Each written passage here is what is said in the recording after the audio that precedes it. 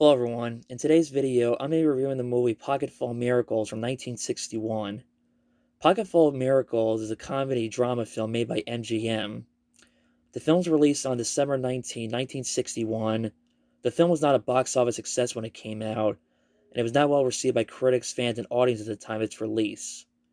Since then, over the years, the film has been considered now a classic and one of the best of Frank Capra films.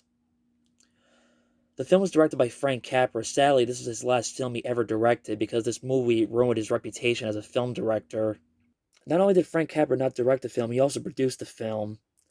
The film was written by Hal Cantor, and it was based on a screenplay by Robert Riskin.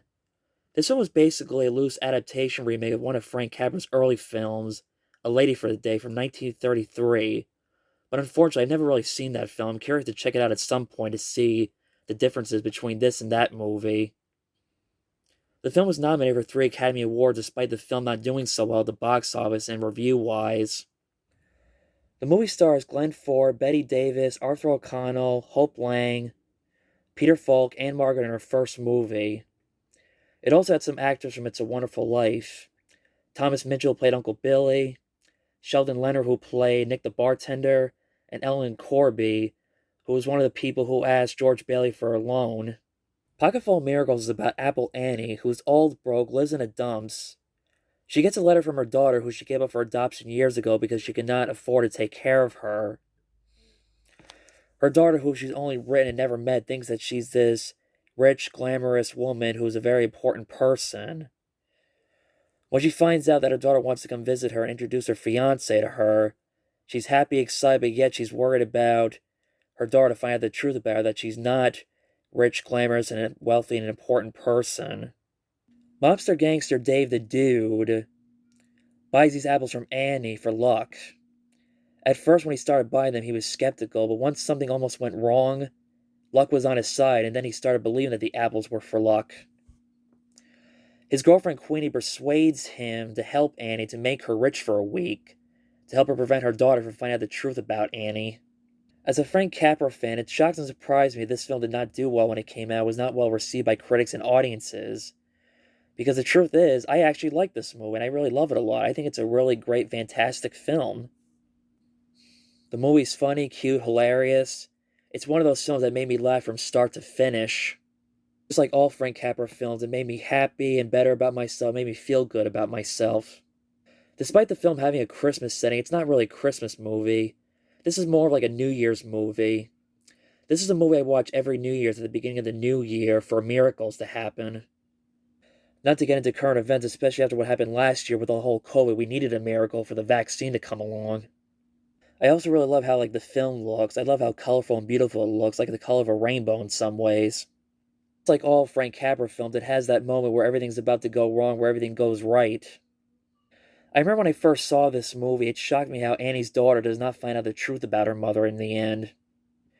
Because that's become a cliche a lot in movies these days, where they find out the truth about somebody and realize that they are not what they expected. The characters in these movies are lovable, sympathetic, and very funny. We really sympathize with the character Annie because we understand how she does not want her daughter finding out the truth about her, that she's not rich and that she's poor and broke.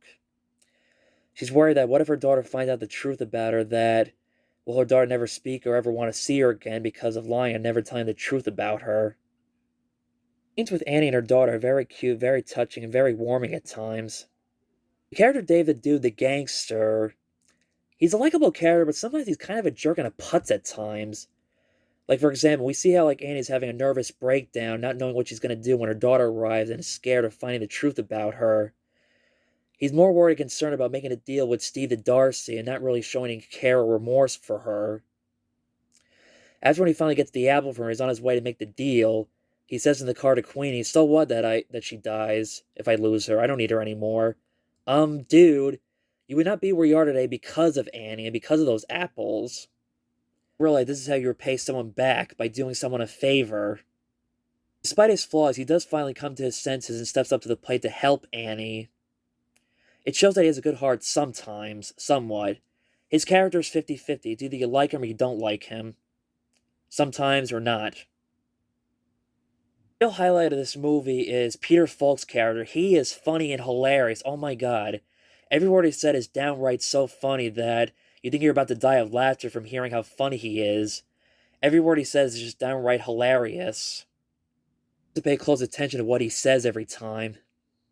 Queenie is a kind, good-hearted, lovable character.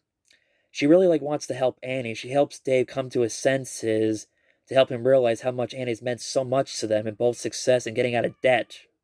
Hilarious when we see how Queenie and Dave are not even married. She wants to marry him, but he's too blind and sentimental to settle down. But what's funny is even before they get married up until the end, they're already acting like an old married couple. The way they fight, the way they argue, and not always agree on everything. My facts on Pocketful of Miracles. Capper said this film was a disaster and one of the worst film experiences he had ever worked on. Shirley Jones was supposed to play the role of Queenie, but Glenn Ford recommended his girlfriend to Frank Capra for the part of Queenie. The final film role of Thomas Mitchell, who we all know played Uncle Billy in It's a Wonderful Life and it was in Stagecoach and Gone with the Wind. Wayne, Jackie Gleason, and Kirk Douglas were considered for the role of Dave the Dude. Glenn Ford was paid $300,000 and Frank Capra was paid $200,000. However, because the film did not do well at the box office, Frank Capra lost $50,000. Helen Hayes was offered the part of Apple Annie, but she ended up turning it down due to commitments with State Department tour. Operator is Glenn Ford's son. It was the only film that Frank Capra and Betty Davis ever made together. Frank Sinatra was supposed to play Dave the Dude, but he ended up backing out due to creative differences with Frank Capra. Betty Davis' first lead role since 1956, Storm Center. She needed the money desperately, but she was not thrilled about the idea of playing an older character. There was a lot of tension on set between Frank Capra and Glenn Ford. In this version, the Count and Son are Italians.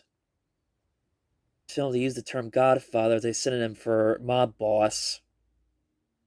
In this video, this is basically a loosely remake of A Lady for the Day from 1933, one of Frank Capra's early films. Originally wanted Anthony Franciosa for the part of Joy Boy. In later interviews, Betty Davis was mad and furious at Glenn Ford for saying that he's the reason why she got the part for A Pocketful of Miracles. Arthur, Katharine Hepburn, and Shirley Booth were considered for the role of Apple Annie. Betty Davis was mad and furious at Glenn Ford for having her give up her star's dressing room for his then-girlfriend Hope Lang. Even though Frank Capra was not happy the way the film turned out, he was happy with Peter Falk's performance.